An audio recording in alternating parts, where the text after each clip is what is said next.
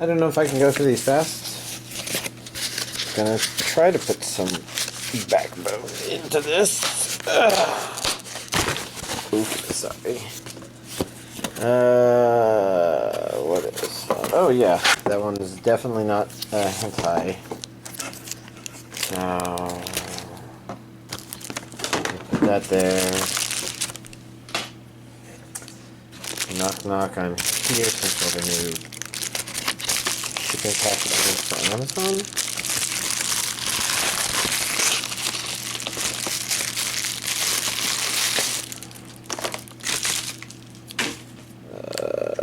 What even is that? This is the final one, and this one, the contents are unstable, so like unstably distributed throughout the package. So doing all this, oh yeah, that might be something to watch. Let me double check that real quick. Yeah, nothing else in there. So first up, we've got Pokemon Rival Destinies, the complete season. This is definitely not the normal thing. Did I already have this? What was the last Pokemon thing I purchased? Maybe this is something I already have and I just lost track. I don't know. This is still kind of cool.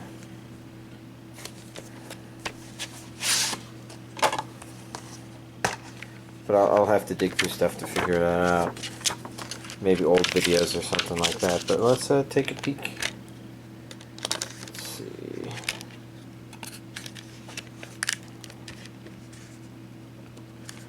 Okay, so the discs have fallen out of the thing. And they're black and white and black and white. White. I'm just trying to remember because this is obviously 5th gen stuff. So yeah, this probably I already have all this on DVD, but now I have it all on DVD again. Sometimes I do that. Just trying to remember if I can remember what I've seen come out on DVD. 6th gen, 7th gen, 8th gen. I've not seen anything 8th gen.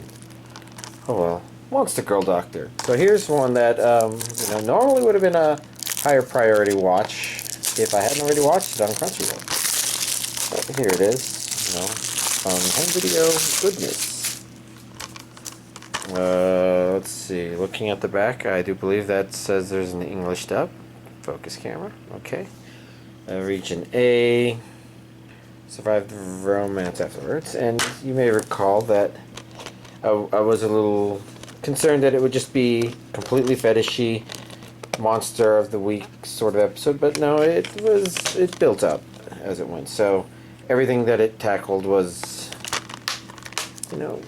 building towards whatever ends, I guess you could say, it was going towards. But it was a build up and not a bunch of one-offs. We have Princess Principal Crown something. I mean, that's some crown handler. Which I was kind of worried because I'm like, I thought I already had Princess Principal, but then Crown Handler lets me know that no, this is more than that. This is Region A. That's a movie. English dub. Well, I think this is a movie sequel to Princess Principal. Cool beans. Next up we have Dr. Stone.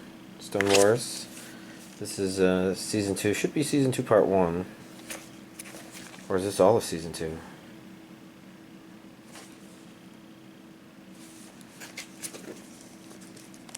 I guess I'm mostly wondering because I'm kind of seeing a lack of a part 1 on the side here. And maybe this is a complete season 2. Just to find out, I have to dig a little bit deeper, which begins by glonk. Finding the glue and taking it off. Should be more glue, but I guess I'm not feeling it. Okay, we'll put this on the side there. This tells us it's region A+B, English dub. That's 11 episodes. Did I read that right? I'm hoping I did, because right now it's looking a little blurry to me. Let's see, these are the extra goodies. I don't think I need to hang on to this box. So these can go in my goodies. And we have Empire of Might and Kingdom of Science. We have a little keychain thing of our main character.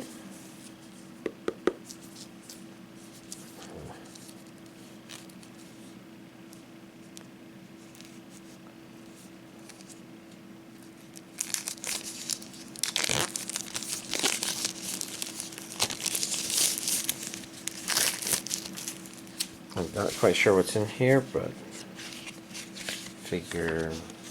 Oh, is this a poster? Oh. It looks like a periodic table of elements. I mean, it pretty much says that. I'm just trying to get a look at the whole thing. Not that I'm a big master of the periodic table. Pretty cool. Not sure why that had to be backed with cardboard, but I guess they want to make sure it's well taken care of. Let's see, a little bit loose there, but this feels higher quality than I would have expected. Just a volume. There were some neat pictures very briefly in there. And then this would be the actual release.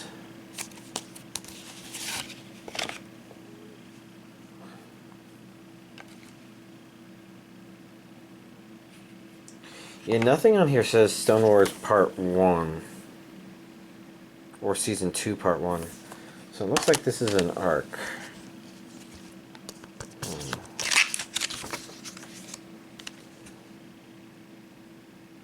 Again, that's 11 episodes. Blu-ray 1, Blu-ray 2, DVD 1.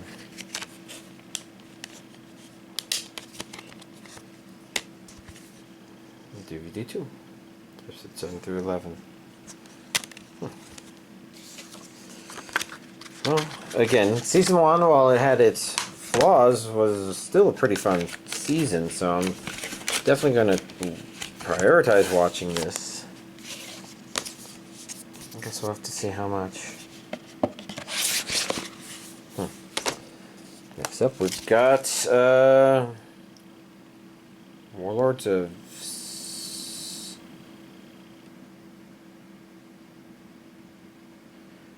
What the hell is that? Is that an... That's not an eye. There's no thing above it. Is it supposed to... Sigrdrifa? I don't know. We have to get rid of some sticker to see some sexy top of person's head. Actually, yes. We have to uncover the head pat zone. Which is less sexy and more just needs to be uncovered. Ragnarok is coming. Okay, yeah, join the 909. I guess that's it. Join the 9th. So, regions A and B, English dub. Interesting looking concept, but hard to say if it's definitively good, I guess. I mean, it doesn't look like it's outright bad. I just...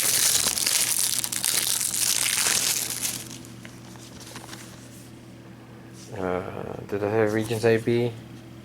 Did I say English dub? I don't remember. Consider it said now.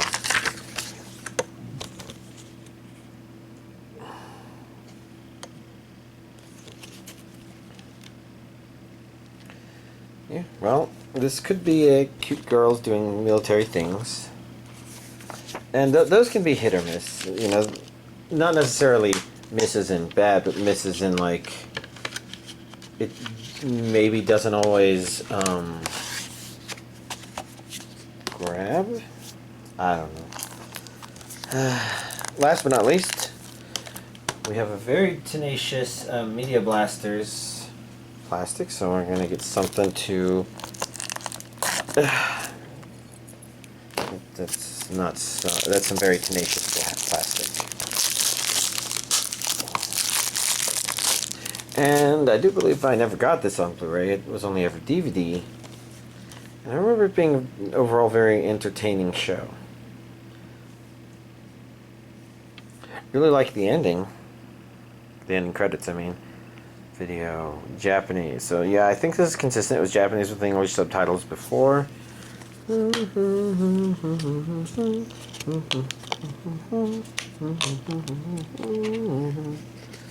know, I always feel like I have to check for Media Blaster stuff because, while I don't think I would necessarily recognize a burn-on-demand Blu-ray, you know, it still has some of that cheapish plastic. Maybe not cheap plastic, maybe just, I don't know, the same stuff that you feel like Media Blaster stuff normally gets released on, if you know what I mean. Maybe you don't, because I'm the only person who opens like hundreds of anime DVDs a year or some crap like that. Anyways, here's this week's anime DVD collection update. Okay, let's see, according to my notes, so, with my Friday Friend, I continued watching That Time I Got Reincarnated as a Slime Season 2. So I watched what it calls episodes, Season 1, Episode 27 through 31, I guess. Interesting stuff happening. I think the main thing I've noticed, and I kind of maybe noticed this last time, but didn't think too much about it, but this time I definitely noticed, yeah, there's something definitely very different about the voice acting. It's definitely, and this is the English dub, mind you, it's not as, it feels like maybe they didn't have as much budget for it this time or something like that. Nothing that's too egregious and nothing that makes it too unwatchable, but maybe some of the voice actors did get changed out. I thought that Veldora's voice did sound different in the flashback, and now I don't think that's a wrong thought. Likewise, one of the kids I thought sounded like he was maybe being played by Gobta's voice actor, and I think that may still be the case. We're not seeing him as predominantly. The King of the Dwargon Kingdom definitely has less of a booming voice this time, so that's noticeable. And there's little things there where it's just like, maybe they don't have the best voice actor choice for this one person or character or whatever, but I don't know. It was interesting because it did jump out at me. It could be just the direction of things in general. Maybe they just, again, didn't have as much of a budget, so they had to like make sure the most important characters were there. So Rimaru's voice actor has to be the same, because if you change him, yeah, it doesn't work out. Content-wise, in terms of stuff that's happened, I would say that it's taken a little bit more of a serious turn, which isn't to say that it hasn't had its moments of seriousness before, but usually as a show you watch it because it's doing some village building, and while it is, you know, demonstrating an overpowered main character who does seem to pull abilities, maybe not exactly out of nowhere, but kind of here and there, it also leads up to a whole lot of stuff so that none of the things that happen are like, oh yeah, they totally pulled that out of their ass just to resolve this thing. Usually they introduced an idea a little bit before or a lot before, and you know, they keep building on top of it. So it feels fair with some of the stuff it does. Likewise, some of the conflict the show has had is very fake, I guess. Like, I don't know if I want to give specific examples, but when you're watching it, you can realize, okay, in this situation there is some real conflict, but our character's overpowered, and so there isn't really conflict. So you can know stuff like that. And then there's, this is set up so it's going to be like a dramatic battle, but I kind of know it's not going to necessarily be that. And not every confrontation in this show has been like that, but there's been more like that than you would have thought for a show that feels so right, I guess. And Season 2 did have a little bit of some of that stuff going on, but it seems to have a lot more serious stuff going on, which is things with real concerns and things that really do test the characters. And that stuff's pretty good, because it means that the show's continuing to move forward, but it's not just like moving forward as if everything is always good. You know, it's trying to show that how, even though things have been good, there's still bumpy roads involved in all this stuff. And I've been appreciating that about it. Let's see. Last time I started watching The Dungeon of Black Company, I had seen 2 episodes. And I said that episode 2 made me want to continue on, and I'm glad I continued.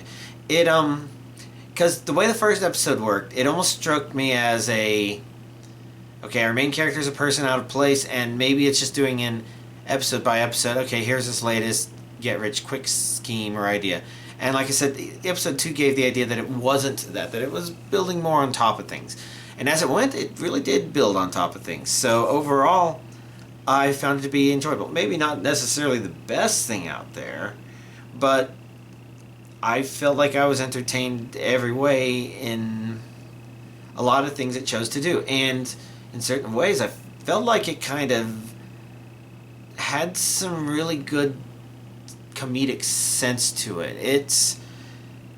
I'm not sure how much this is going to make sense to people, but some of the things it did actually reminded me of some parts of Frog Fractions. And if you have absolutely no idea what I mean, I don't know how to explain that one without spoiling more stuff than I want to. So you could always try playing Frog Fractions. I believe that's available on Steam. I did not know if that was free or for pay.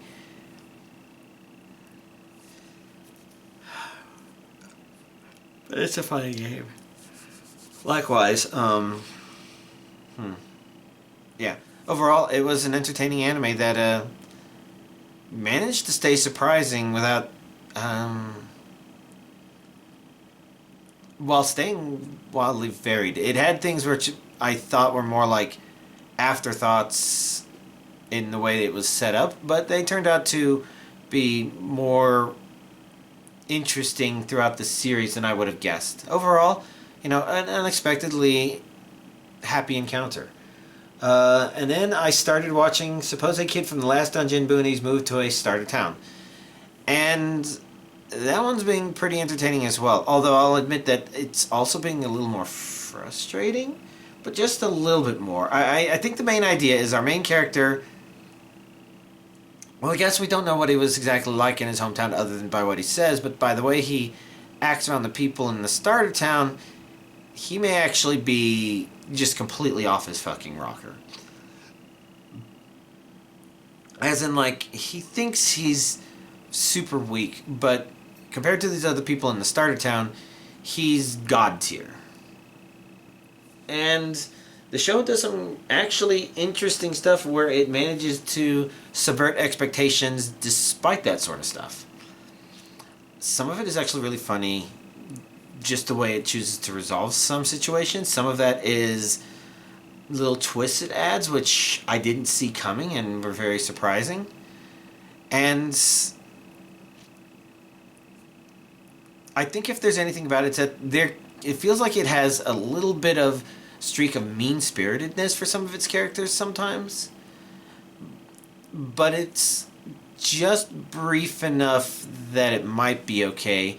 It's possible that it could be disrupting what I would feel would be like any consistency in terms of what I expect from the show on an episode-per-episode basis. Maybe. Nothing that's too egregious, just it definitely can be amusing when I throw it on. It feels like it has more direction than like a Princess Connect, which I still have not watched any additional episodes of. I'm just too fucking sleepy at night, sorry. I do plan to finish it, but I am just so easily distracted by Animal Crossing. I'll talk about that in a little bit. And then there's a series I've been keeping up on, Life with an Ordinary Guy Who Reincarnated as a Fantasy Knockout. Like I mentioned, it does seem like it needs to be building up to something that would be kind of a season finale if it's planning to either end the season or end the series. And Reincarnated as Fantasy Knockout was doing exactly that. So kudos to it. It seems to be setting something up, and I'm definitely curious where it's about to go, because it's sort of the right sort of thing this series needs, given the kind of series it's been up to now. In the Land of Leedale, on the other hand, I don't feel is doing that. Instead, it feels more like it's doubling down on some of what's made it a good show up to this point. That's, there's a kind of familyness sort of thing that's not the, oh, we're a family trying to tough it out together sort of thing, but rather, our main character has adopted characters in that world, and they're off leading their own lives, and she's just reintroduced into their lives as part of this story. That's just the basic premise of it, and that's been a source of a lot of greatness of it. But it feels like it's maybe trying to step some of that stuff up a little bit, and I don't know if it's taking a step back or not. Actually, I'm trying to remember where this episode was ending.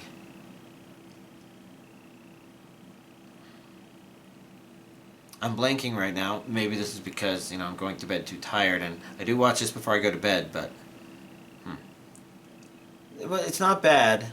But I almost feel like if it's not planning to end with this first season or story arc or core or whatever, then it's probably not going to be ending with a bang per se. It feels like it's not concerned about that. Whereas My Dress Up Darling, that one's a little trickier to read, because in some ways it felt like it slowed down, and then it felt like it sped up again in certain aspects that allows it to, I guess, eventually end wherever it's going to end, and maybe getting closer to something like that. It's definitely had some... I'm trying to think how to classify the moments, but it's definitely feeling like it's building up to our characters sort of finding their place. Not feeling settled or anything like that, but they have an interaction with each other, and where it might go from there does feel like it's getting strange. Maybe not strange as in like strange to watch, but just it feels like it's exploring territory that a lot of anime are generally afraid to experiment when it comes to romance, slice of life sort of things, which this show definitely is. So I'm definitely kind of curious where it's planning to go from here. There may be one or two more episodes. I don't know. Now that I think about it, there could just be one more episode. And it would be in a place where it could be that one episode. It could be the last episode of the series. It could be the last episode of the season. Maybe they'll renew for another season. I don't know. But, it seems to be at the right place. So, other than that, like I mentioned, I've been doing some Animal Crossing. So the story for that is basically, and I didn't introduce these in the official video because these aren't something worth showing off, but if you're curious about them, these are amiibo cards. So as you can see, they're very tiny. This is Isabelle, and it could be about the size of a Nintendo Switch cartridge. It could be ever so slightly bigger. I don't think this is the size of official things. These may be just the size of these bootleg ones, and that's the main reason I didn't show them off. They're bootlegs, and this isn't all of them. I got quite a few of them, and at the same time I didn't get very many of them at all. But I guess the idea is some of the work I've been needing to do on my Animal Crossing islands has been to revisit what villagers I have there, and the amiibo cards are the real way to do that. And bootleg or not, I evaluated how much I cared, and I guess I don't care as much for these because they're an external device, and I'm not caring about showing them off as much. Yeah, I guess somebody just went live on Twitch. I think that's what the phone's saying, so nothing too big. And so that's part of what I'm working on, but I'm also working on this big thing of modernizing the islands. Now, it's not too big thing, and I'm paying attention more to one island versus the others, but, they introduced farming goods, and I never dedicated space to farming, so I'm doing some of that, and setting up more workstations, and you know, I pretty much just started that all this past week, but specifically on Thursday when the amiibo cards arrived, because that's when it's like, okay, time to start babysitting this game on a day-by-day basis. And I sink a lot of time into it. That's just what I do. I'm obsessive about everything. I haven't given up on Dead by Daylight, although I never do give up on anything. I just eventually slowly stop playing stuff, and we'll have to see if that happens or not, because I don't know what the limits of what I'm going to maybe or maybe not be doing are. But I do know, at a minimum, you know, I've got this goal to get the villagers in a better state for the stuff that I'm going to do. That is something I didn't think about that I might need to work on. How did I get that stuff before? I'll have to research that. But in the meantime, you know, Animal Crossing, Dead by Daylight, not getting enough sleep, not getting enough rest.